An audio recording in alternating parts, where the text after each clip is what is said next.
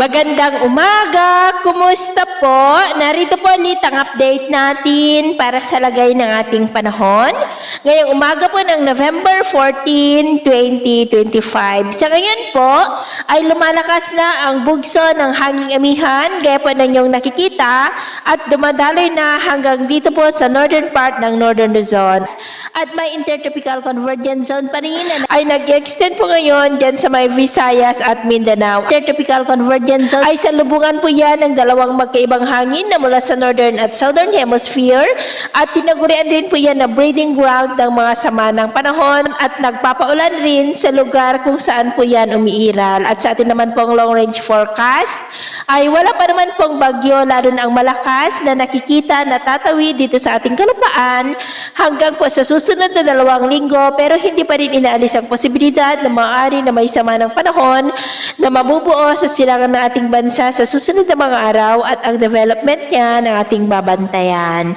At sa lagay po ng ating panahon, ngayong madaling araw ay may mga isolated rains dyan sa may Bicol region, Romblon, malaking bahagi ng Visayas, Surigao del Norte, Zamboanga Peninsula, Tawi-Tawi, Holosulu at Northern Palawan.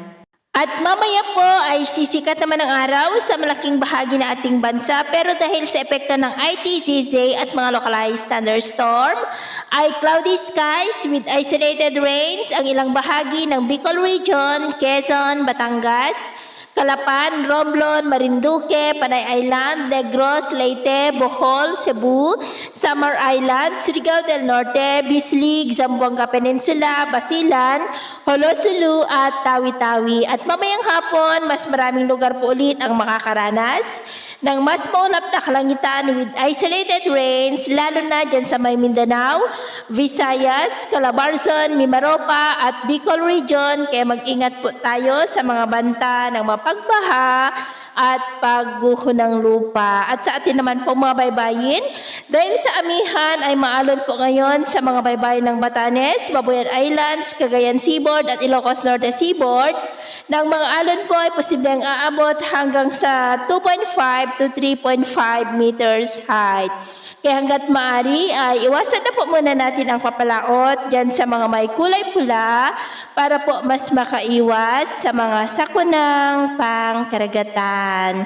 So ito po ang latest update natin sa araw na ito. At ako po muli si James na nagsasabing sa kahit na pagsubok po na darating sa ating buhay, huwag na huwag po tayong mawawalan ng pag-asa. Thank you and God bless!